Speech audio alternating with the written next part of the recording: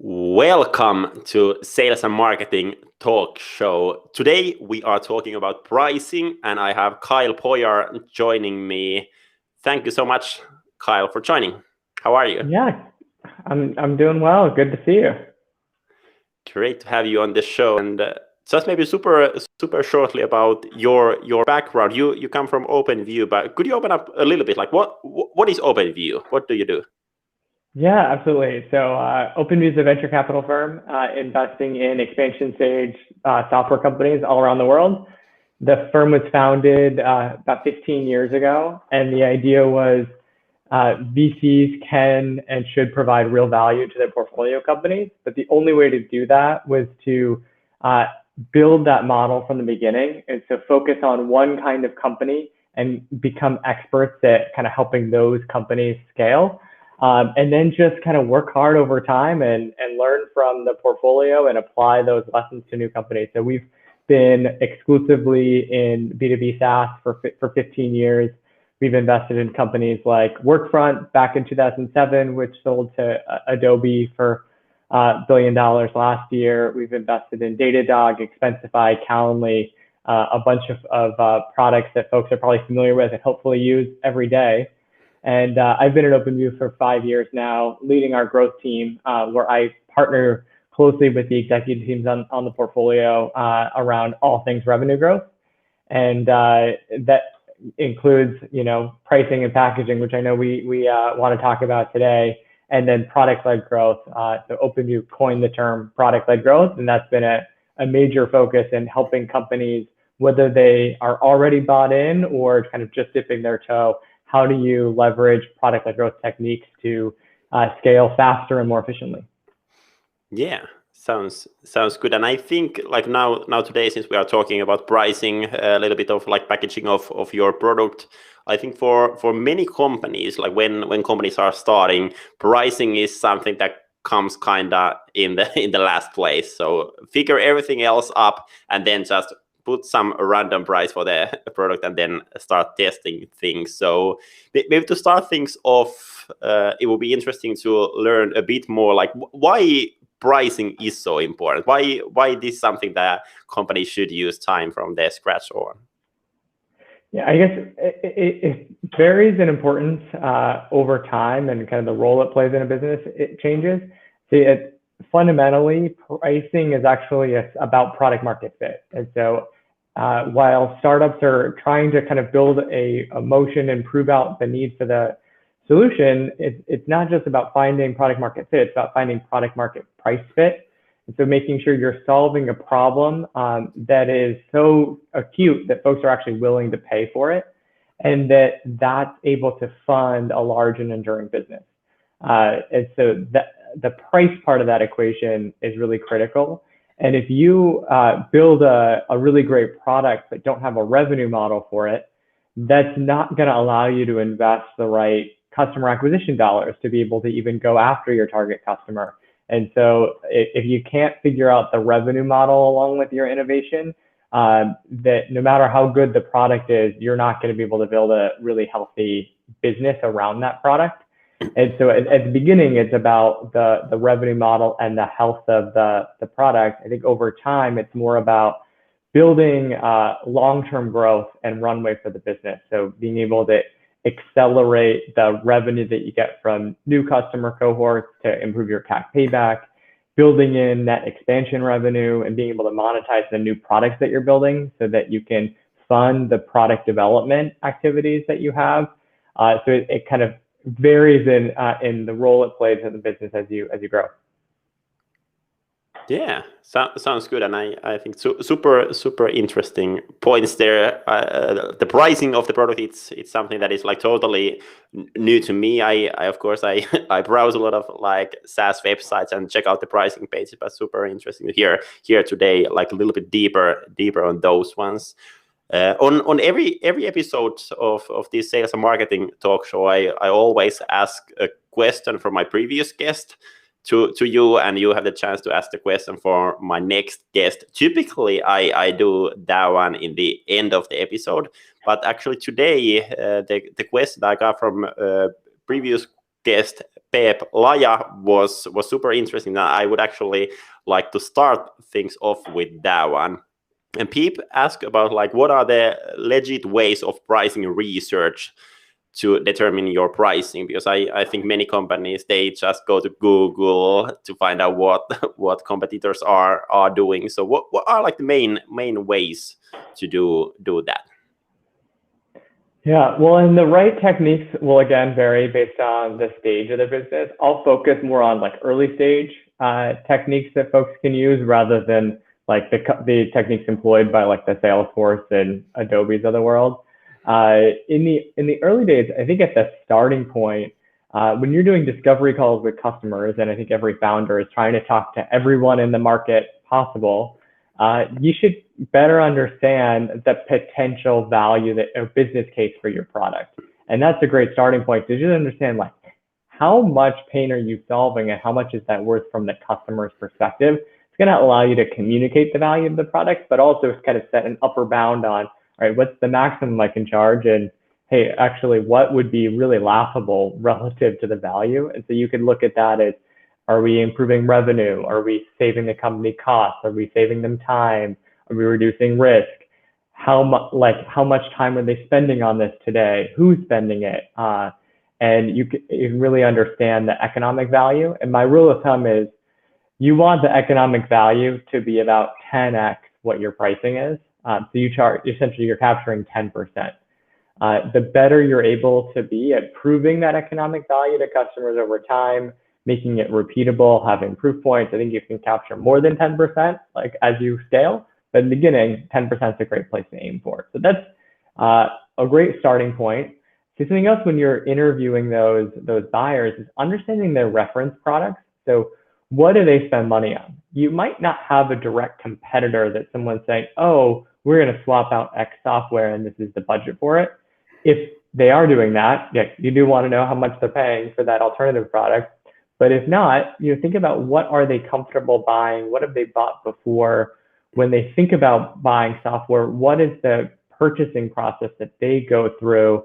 What kind of approvals do they need to get? How far in advance do they need to plan? Are there thresholds in the budgeting process internally where something goes to be like, we need a CFO approval and we need this like plan for 6-12 months in advance if the price goes above a certain amount? Or how does that really look from the customer's perspective? And I think you'll find really interesting things about the reference products. And so as an example, if you're in the sales tech space, folks might compare you to Salesforce and how much they pay on Salesforce. And that might even be an upper bound of how much they pay for you. But they might also think about a number of other tools that they're using for their business. And I think actually what I've noticed, we've had a number of developer-focused software companies in our portfolio. And when folks charge per user, a lot of times the customer kind of thinks about products like Slack or Atlassian products, which are pretty low price from a per user standpoint. But then from a usage standpoint, that's actually one of the reasons why companies have a better time monetizing is that folks then don't really compare the product to a Slack. They compare it to a Datadog and AWS. You kind of can choose your reference product based on how you set up pricing, which I think is really interesting. And then a final thing that I would just advocate for folks is that when you're in the early stages, it's actually never easier to test pricing. Like it will never be that easy again. And as hard as it might feel like, consider what happens when you have 10, 100, 1,000 times the number of customers. Now all of a sudden a sales team that's all kind of communicating pricing to customers as well. You could actually think about almost every interaction you have from a sales standpoint in the early days as a chance to get pricing feedback and essentially be a pricing research technique. But it's in a live setting where you're seeing whether someone's willing to buy. And you're looking for things like, hey, how do they react when I tell them the price? Is this something that they just don't even ask multiple questions about, just feels like, hey, this is a no-brainer, this is a really easy decision? Is there something they're really digging into? And all of a sudden it's like a serious discussion with them. And you can test out even just simple things like, hey, if you get the sense that you're underpriced from those conversations, in the next sales opportunity, try going up 10%, 15%, see what happens. And you might even actually need to go higher than you expect to see when you've crossed the line and actually gone too high. And you're starting to look at when there are a number of buyers who you would think would be a good fit for your product, start to tell you, oh, that's too expensive, and kind of shut down the conversation. The nice thing too is when you're in the early stages, folks are a little bit more willing to kind of come back to the table, right? They know that you're an early stage startup. And so if you aim too high initially, it's just a starting point for the conversation. And there are ways to backtrack and still be able to close that customer, even if you start pretty high. Yeah, and I really think that the like testing part is something that many companies should do even more. And like really, I think what would be like super interesting test for like starting SaaS companies to like, if you are, for example, let's say that you are selling 100 euros or dollars a month products, try to ask 1,000 in the next sales meeting and see what happens. I think that might like surprise people for sure. Yeah, and there are a number of companies. I know the founder of Segment has actually talked about this a number of times, how they've increased pricing like the 10x, 100x even for certain products compared to where they started, and they just didn't fully realize how much pain they were solving for customers. And it's pretty consistent. I mean, when I look at companies, both in our portfolio and outside of the portfolio, almost everyone starts out much less expensive than where they end up. You know, some of that's like they don't want anything to get in the way of the company buying the product. They know that their initial launch is an MVP, so like some of it certainly makes sense, and I'm not advocating to try to maximize the amount that you get from a customer from day one. But if you've gone 6 months, 12 months without testing and seeing where those bounds are, odds are you're kind of staying at that low price point for too long. Yeah, exactly. But then when we think like those different techniques that you just mentioned on the pricing, do you think that companies should basically like combine all of those, go through the like testing, go through comparison products, go through the value the customer are getting, or like how to choose which one would be the most important aspect for starting companies?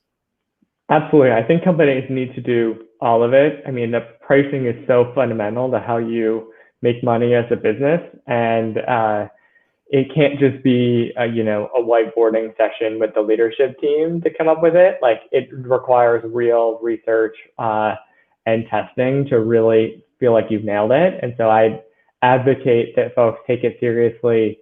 And then even as you're scaling, call it the Series B, Series C, you probably even want to put someone in charge of this pricing research, even if it's just part of their job, and even put together a pricing committee that is cross-functional and meets, monthly or bi-monthly to review that data and their feedback from interactions with customers and make decisions on, okay, what are we hearing from the field? What are we hearing in our win-loss data? And what do we want to be doing for the next quarter? Yeah, exactly. And then one interesting thing on pricing that you actually mentioned before we went live is usage-based pricing, and that is something that is quite popular now and growing right now. So could you open up a bit on that one? What basically that means? Can you share some examples, and why do you think that's like getting so like well used? Yeah, and I guess it starts to like get into the history, right, of software pricing. And so when folks think about SaaS, they normally think about the Salesforce model, which has been around for a couple decades now. It's charging an annual fee based license, normally based on the number of users who are logging in to software. And where usage-based pricing comes in is it says, hey, for a lot of products, the value doesn't necessarily tie directly to how many people need to log in to the product. And there's better ways to communicate the worth of the product and scale as a business. And so usage-based pricing at the highest level is just thinking about ways to incorporate data on how your customers are interacting with the product. And it's the central core of how you monetize. It can be user-based plus usage-based. There could be a core subscription and add-on fees, or it could even go all the way down to like the Twilio model, or the AWS model, which is pure consumption based, pay as you go, totally flexible for that customer. They can opt into an annual commitment if they want to, but they don't have any requirement to do so. And I see more and more companies starting to adopt elements of usage-based pricing, whether it's dipping their toe in, as I kind of said, even Salesforce is doing that, or going all the way into full usage-based pricing. I think there's a few reasons. First is just businesses with usage-based pricing have, typically have actually a lot healthier revenue models. If you look at the companies that have gone public in the last few years, 7 of the 9 with the best net retention all have usage-based revenue models, because you kind of have built-in expansion that's organic as your customers are using more of the product. You think about like Twilio, Datadog, Snowflake, Elastic, they all scale kind of naturally after the customers are successful, which is a really healthy way to grow as a business. They also, the revenue is tied to people actually being successful, which means that they're able to build a more customer-focused software company. There's no shelfware in the product. And so from an investor standpoint, that revenue is all really high quality revenue. They're not hiding anything. And so investors in the public market are valuing the revenue of usage-based companies at a 50% premium for enterprise value compared to non-usage-based companies. So this is something that investors look at as a signal for, hey, this is a business that has a lot of long-term growth potential. And then more broadly speaking, I just think about there's changes in the way people are building products and how folks see value in it. So some of the mega trends that we see in software are things like automation, AI, and API. And with none of those are value to customer scaling with how many people are logging into the software. With API products, software is talking to other software. You don't necessarily have an interface that someone logs into in the first place. With automation or AI products, software is doing things that would normally be done manually by people, which saves you expenses, saves you time, and ideally could even fully automate so that you have fewer people that need to use the product. A model where you're charging per user just is not going to capture any of that value. And in fact, your customers might pay you less as they're more successful with the product, which is not the relationship that you want to have a healthy business. And you have no incentive at that point to make the customer more successful. Like if you're going to invest in product capabilities and something might lead to fewer user seats, like what is the incentive to do that as a business? So I think that usage-based models align a lot better with the value of the average software company today. Not every software company, but the average one. And but if folks are just kind of thinking about for the first time how to build a revenue model, I'd really advocate think usage first and then user-based rather than defaulting to user unless there's a major reason why it doesn't work. Yeah, some great insights there on the usage-based pricing. A lot of new ideas for me as well. You mentioned earlier that at OpenView you are mainly focusing on companies that are doing product-led growth, and I actually did a episode about product-led growth with Bill McKiddis, ex-CMO of Slack and Zendesk. On that episode, there's a lot of things on product-led growth. So let's not go into that one more detail. But I think one of the main points on product-led growth is really showing the company, showing the people the value of your product, and really growing from there. So when we combine that one to pricing, I think there comes super interesting topic that should companies offer some kind of free plan or some kind of freemium? What do you think on that one, on pricing point of view? I mean, I'm a big advocate for it personally. I wasn't always that way, right? I started my career in consulting, focusing on pricing and packaging consulting. And so initially I was like, do you really need to offer a free plan? Doesn't it devalue your core product? All of a sudden your free is competing against paid. I had natural skepticism, but to me now, the seat that I sit in an OpenView, I see that it's really about try before you buy, and it's appealing to the end user. And so if you kind of zoom out around why product-led growth is a thing, it's that end users are increasingly important constituents in how folks buy software. So you can't just appeal to that C-level stakeholder anymore and be done with it. You actually have to, and there's a big opportunity to get folks that are experiencing the pain point themselves personally and would be core users of your software to be the ones who are going out, trying the product, setting it up, and then advocating for you across the broader organization. And this kind of end user oriented model doesn't really work if you're trying to start the conversation with, oh, let's go do a demo before you can get into the product and let's go charge you a whole lot of money. It's sort of anathema to the concept of product-led growth and being an end user focused company. So free plans are critical of showing that value before capturing the value. And then it forces the companies to have a really amazing initial user experience where that first day, first week, even first like login experience should be something that solves a pain point for the user so that they understand why they want to come back and keep using the product.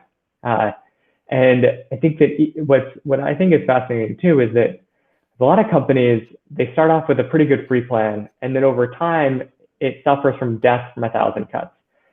Sales is struggling to hit their revenue goals, or maybe they lost a deal to the free plan because the free plan was good enough. Okay, let's scale back free. And kind of there's no one advocating for free in the organization. And so free ends up being this thing that exists that you have people using, but ends up attracting a lot of non-serious users, hobbyists, very small mom and pop businesses, folks that are not your target customer to begin with. And then folks look at it and go, hey, like, shouldn't we kill this? It's not even attracting people that are going to pay us anything.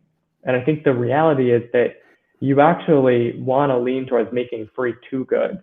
And so if you look at like a Slack, for example, they don't put any limits on the number of users that can log into Slack on the free plan. At OpenView, we were on the free plan for, I think, 4 years before we upgraded to paid. And there's a ton of feature-rich value that you can get on the free plan. But then what's really smart is that they have a cap on your message history.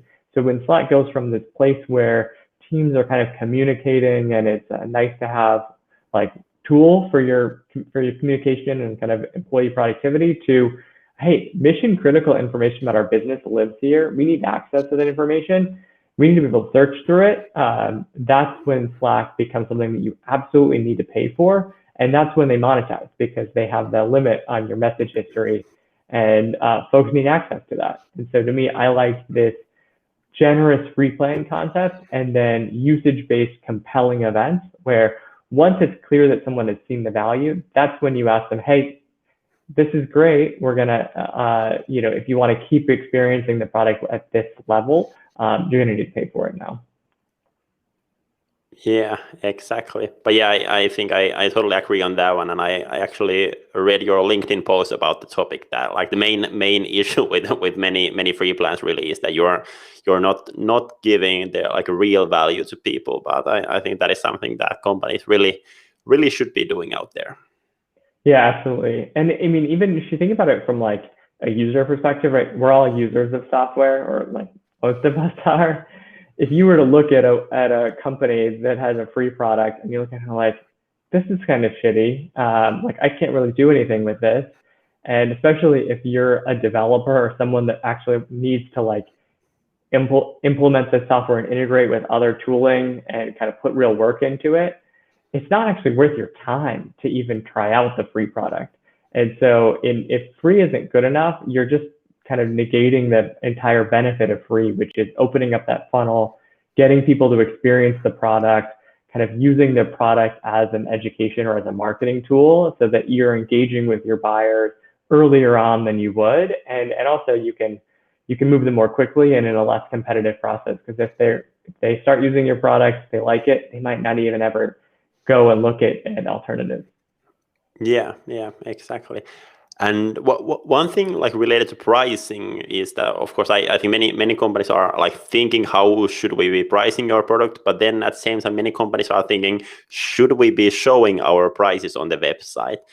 And like for sure, if you're like a SaaS company who is like selling everything online. So you want to have people credit cards, then I think there must be the pricing, because no one is buying if they don't know the price. But then there are still like a lot of B2B SaaS companies who are going through like book a demo or have a call with us, and they don't have the prices on their website. So what do you think? Should there always be pricing on the website, or is there any reason why there shouldn't? I'm too much of an ex-consultant to like say, hey, this should always be the case. There are certainly reasons why companies believe it's in their best interest to not show pricing.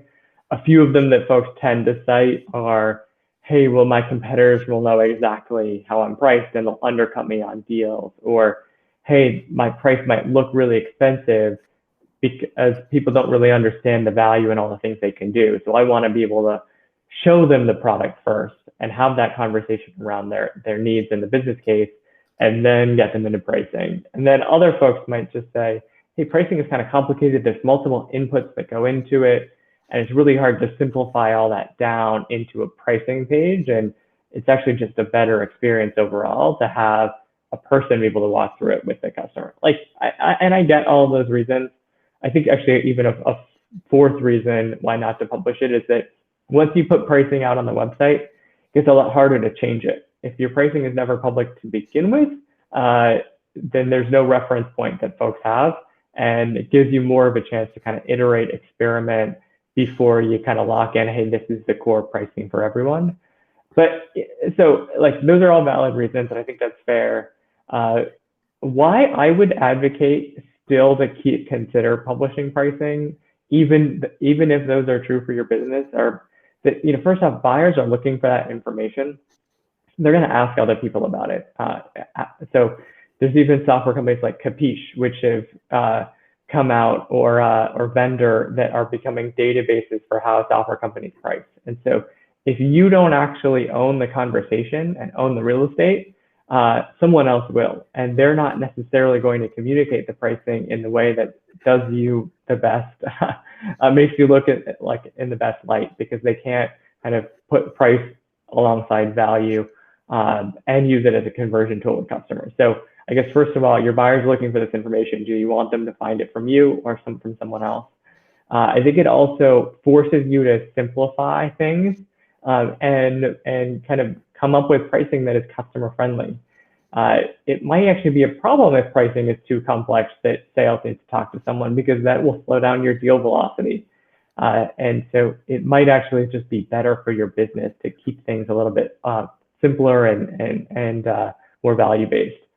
And then if I also think about it, pricing can be a great tool to qualify your buyers. And so, and this, some folks don't have enough leads in the first place and they want to talk to everyone. A number of others suffer from the challenge of they have a lot of people that come to their website, want to talk to them, but would never really be a good fit for the product.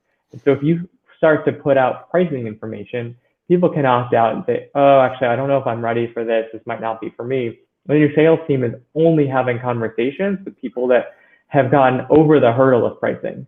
And that actually means they're more qualified and ready to buy, and you don't really need to do as much discounting and negotiation, because if pricing is public, it kind of feels like the price is the price. It doesn't feel like I have room to go, get 60, 70, 80% discounts. And so I think actually I'd give a lot of credit to Atlassian. They publish pricing for just about everything on the website, and they have a policy that the price is the price. We offer low affordable pricing for folks, and we don't discount. Like, it's an everyday low price strategy. And so when I look at companies that have public pricing, they actually can speed up the deal cycle and close a higher percentage of their customers as a result.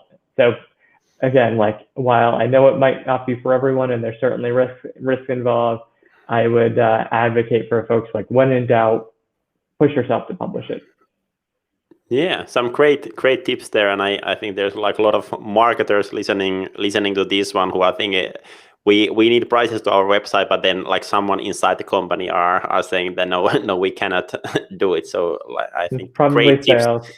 Yeah, might Yeah. be, but yeah, some great tips. But then like on the sales perspective, if I think I'm doing sales, I really enjoy the fact that we for example have pricing on our website, even though we are not a B2B SaaS company, we are a service company. But the main reason is one of the reasons you told there, that they are really making sure that most of the leads that are coming in, they are like qualified for the budget, and I don't have to use time for companies where I like would, or they wouldn't have any money to use. So it's just like saving time from the sales. I think that's the best part there. Yep, absolutely. And what I think is also fascinating is when you look at Google Analytics, for a lot of companies, the pricing page might be the second or third most visited page on the website. And so to me, that's a signal that like, hey, buyers are searching for this. Buyers are looking for this information. I also like personally love to get analytics on it, like put a hot jar sort of on the page, look at where there's drop off, where people seem to be confused. And also put lead forms on there, because if it's going to be the second or third most visited page and it's a page visited by qualified buyers, like that's probably the most important page where you want them to folks to contact you. Yeah, exactly. Great comment. But hey, then Kyle, you have the chance to ask question from my next guest, and I'm joined by Audrey Agahan, and we are discussing about like creating a content marketing strategy. So what do you think? What should I be asking from Audrey? Audrey is as well working with B2B SaaS companies like you guys. My question would be, what's the role of the company brand versus the personal brand in a content marketing strategy? And so I guess the rationale for that is that you see, and I mean, I guess this conversation can even count as an example, folks respond really well when things come from an individual and it feels more fresh, authentic, real versus like branded content. Like who wants to read branded content? You want to read from people that you trust and respect. But that's really challenging for companies to embrace, because what if those people on their team leave? And hey, we want folks to affiliate this with our brand. And we're kind of creating a brand as an organization. I think that's something that a lot of folks struggle with, and would love to hear Audrey's thoughts. Yeah, great question. Thanks for that one. And then lastly, if people want to follow your ideas on B2B SaaS growth, about pricing, about packaging, about everything, what's the best place to follow you? You definitely follow me on LinkedIn. I publish pretty regularly there. And then subscribe to my Substack. It's called Growth Unhinged. And you can just find it at kylepoyar.substack.com.